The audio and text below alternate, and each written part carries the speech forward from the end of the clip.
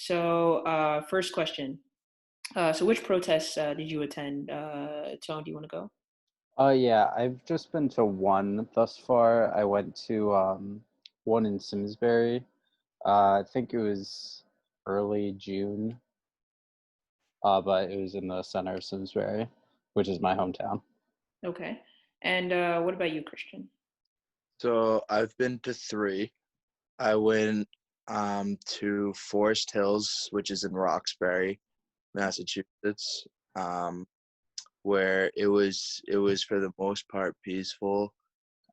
We went at night, so we were at like it was like 9 o'clock, and then we took the train. We went from the orange line to the blue line to get to the State House, where was another peaceful protest, and then some events occurred. I'm sure, like I'll probably go into detail later. Um, and then I went to one in my town where we did in Winthrop where we did like a march.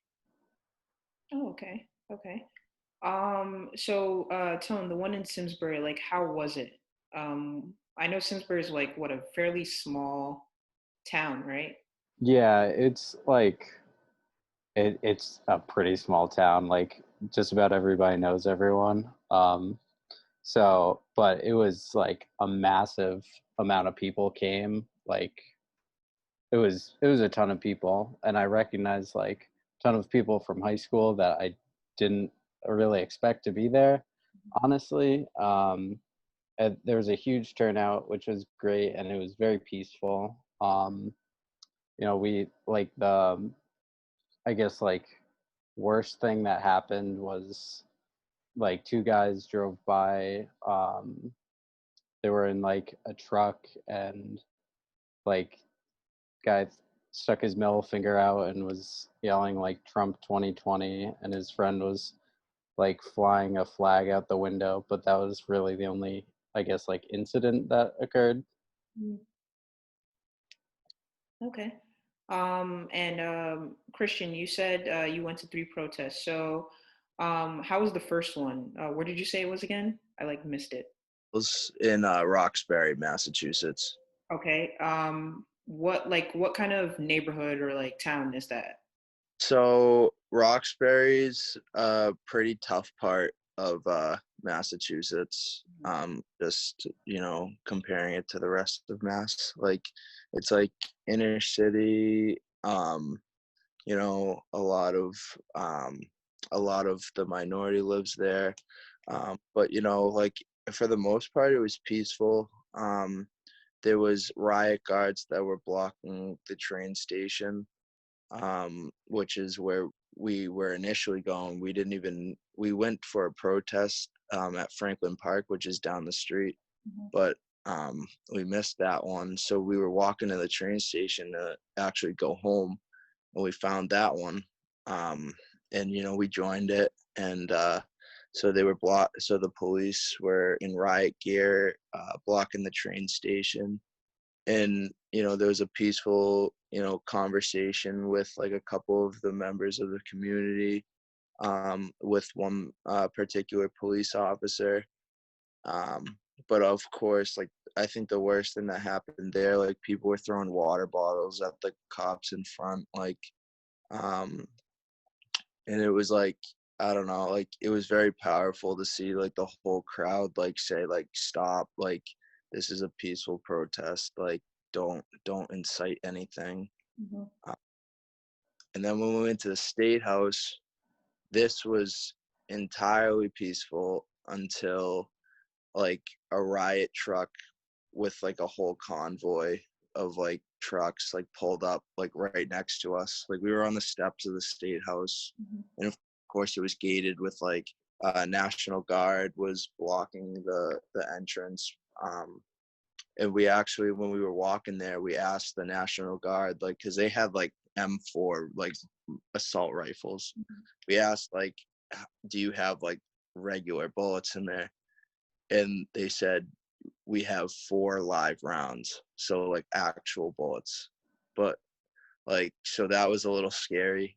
Mhm. um but when the riot truck pulled up, like everyone started marching, like people were shooting off fireworks. And it was like no one was like inciting anything. I mean, people were throwing water bottles at the riot truck, but we marched them back. Like the riot trucks, moved back, and the whole like convoy like moved back. um and yeah, but it was like, and then we all took a knee, um just to for like 8 minutes and 46 seconds. And then in Winthrop, my hometown, it was completely peaceful. There wasn't anything that like was inciting anything, except for at the very end, I left by this point. People were throwing eggs like at like some police officers that were in the town. But other than that, yeah. Oh wow. For the city hall protest, was that one at night? You said. Yeah. Was there a curfew like already in place by then? So I don't think so, because it was like we got there at like 10:30 Mm. and 45, and like like a good amount of people were there. Like um but like that one was like what, it was on a Tuesday, and the Sunday one was when like all the riots in Boston happened, like all the stores got broken into and looted, like um but yeah, it was like a couple days after that, so there was a good amount of people there, but um not as big as the crowd that was on Sunday. Okay. And Tone, about Simsbury, right? You said like it was relatively peaceful except for those two other people. But were there other like did you see anyone from maybe out of town that was joining the Simsbury protests? Um, I'm not really sure. I think there were like some people who like came from the surrounding towns. But I know one of the speakers, he said he was from Hartford. Um, but I couldn't tell you like exactly where everyone was coming from. Um, but I think like there were just from various different towns nearby. Like so you said there was marching, right? Like a big crowds. Was there were there any speeches or anything, or like how were the cops reacting to the protests over there? They really were kind of just sitting by the sidelines. They weren't really doing anything. We didn't have anything like wild, like anybody in riot gear or anything like that. The most like I guess like active role I saw a police officer take was one woman like started sobbing during the march, and she kind of like pulled her aside and helped her grab some water. Um, and I know some of them were kneeling, but that's about it. So with your like both of you guys protest, I'll start with Christian again. Were there like specific things people were asking for or talking about at the protest, or was it just like general marching and chanting? Yeah. People were, as obviously like we all want justice for, George Floyd, whose officers were arrested. And obviously still now we still want justice for Breonna Taylor. But people were asking for that. People were reiterating, register to vote, because everyone has a say. Um, but yeah, I'd say those three things were the big key points. Okay. And what about you, Tim? So I guess it was kind of more like what you were saying. There wasn't like super specific things. We talked about like Breonna Taylor didn't get mentioned, but we talked about George Floyd.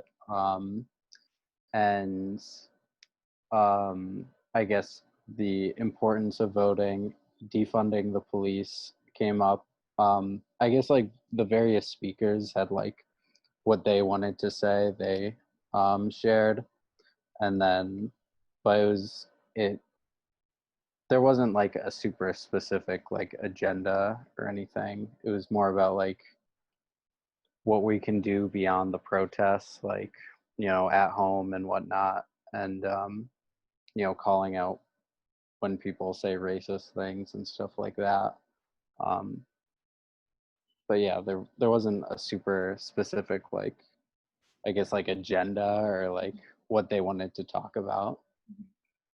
Building off of that, though, what conversations like about police brutality, race, pretty much everything that goes beyond the protests, like what conversations are you having with your friends, with your family, that encompass like the protests, around the protests? So I guess like starting with me, I have two siblings in the military right now.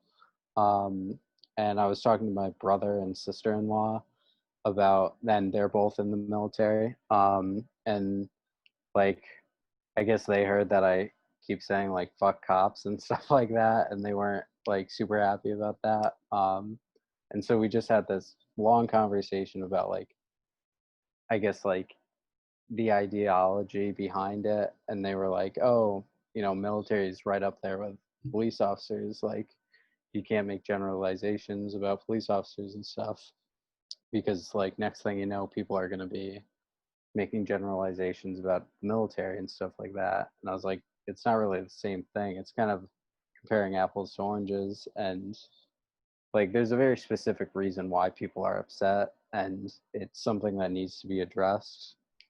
um, and I guess they didn't really take issue with the whole idea of defunding the police. They just like had a problem with me going about it in a like hateful way.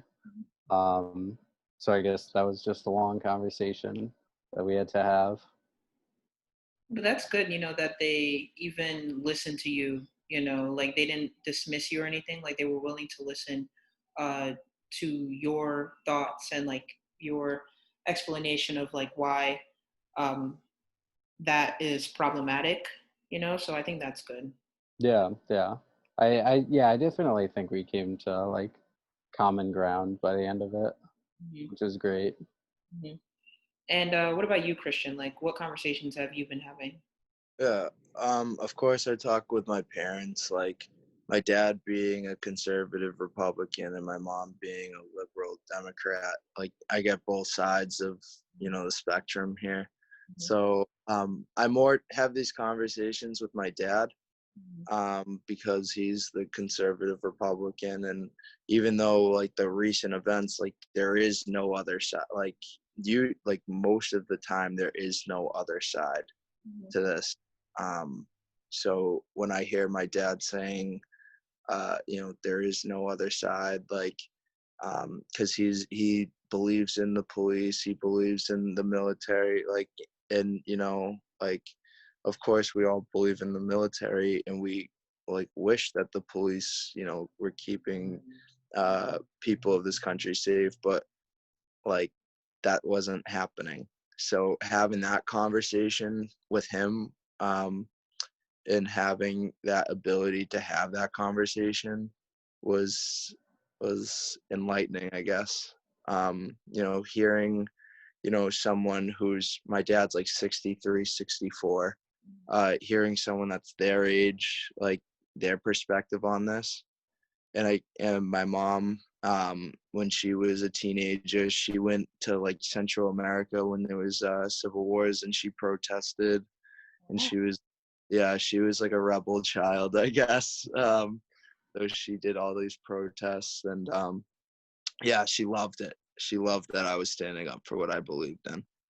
But have you like heard, or have you yourselves like reached out to any of your non-white friends like about this who may be affected? I'll like reach out, but like not about this. Like I'll see how like they're doing and stuff, but I don't want to come to them with like a million questions and stuff. And I'd rather just, I guess, like give them an outlet to like talk to someone and have it not be about this, because I know this has like been dominating their minds for like a long time. And I think it might just be nice to not have to talk about it Mhm. because I mean, I feel like I don't need to have these conversations with them, you know? Like I don't want to put any burden on them to explain anything to me because I can easily just look it up or, Google some stuff. So, I'm just not really having the like I'll check up on them and see how they're doing, but I don't want to like put them in these long-winded conversations about it. Mhm. And Christian? Yeah. I've had a few friends that like reached out to me, just like swiping up on like my stories, like from Instagram or like Snapchat, and say like thank you for like, but like I don't think, like Tone said, like I don't think like having a long-winded conversation with them, because they know it, they get it. You know what I mean? Like I think it's having the conversation with the people that don't get it Mhm. that is more important. So yeah. Yeah, I can see that point. Like I said, you had the burden, of the marginalized group to explain, to people ignorant, not wanting to understand. But I do think it is important that, if your friends do come to you, like, how to understand, like just being there for them, like knowing you definitely will not be able to fully understand it because it doesn't happen to you, but being that, open, uh, just like having you're like, I'm here, if you want to talk about it, okay. If you don't want to talk about it, that's fine. But just to get your feelings out, I am there for you. So I do think that's really important that you guys are doing that, you know.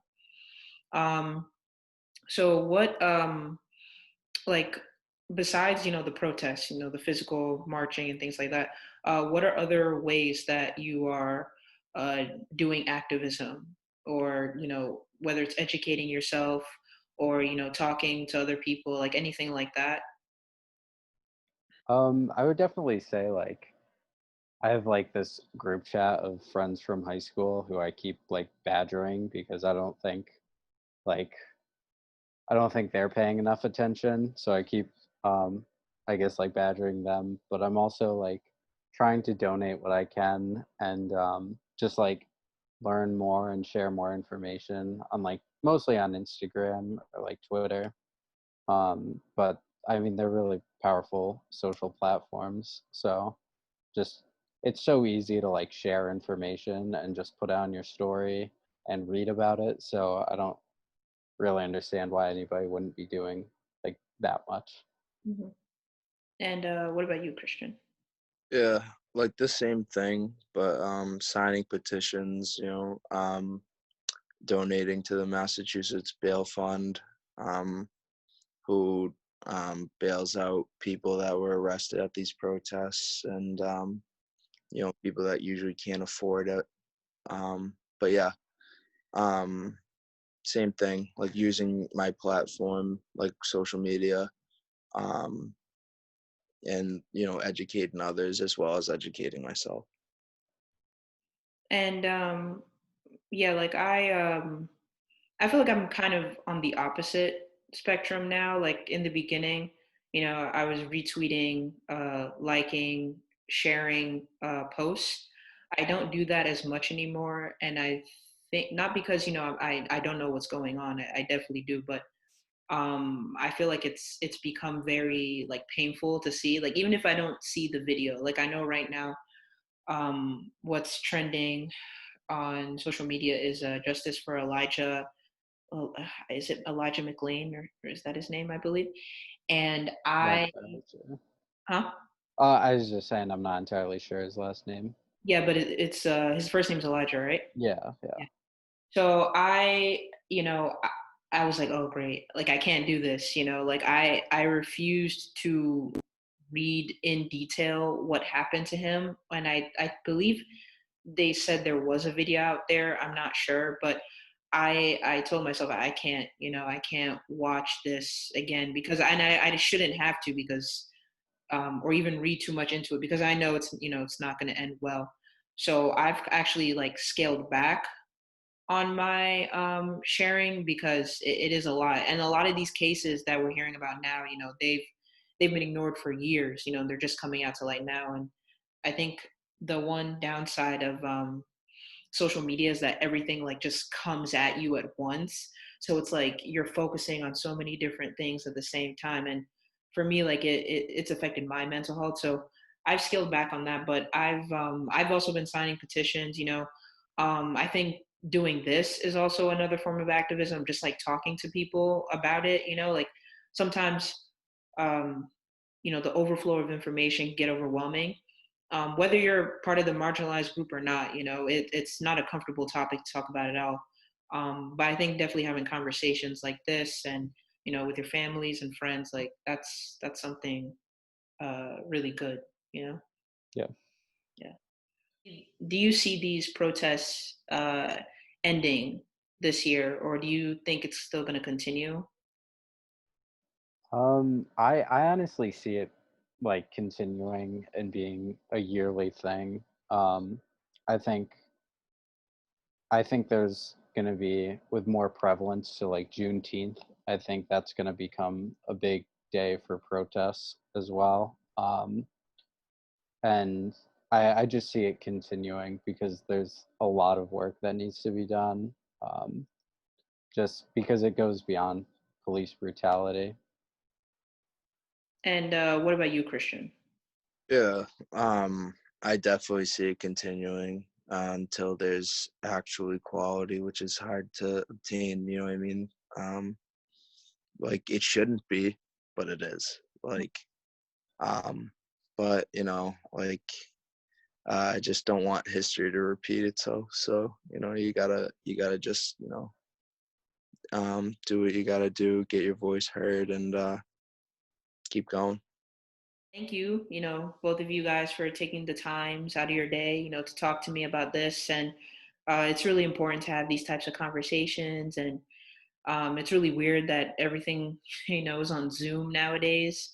Yeah. Um, but this is really good.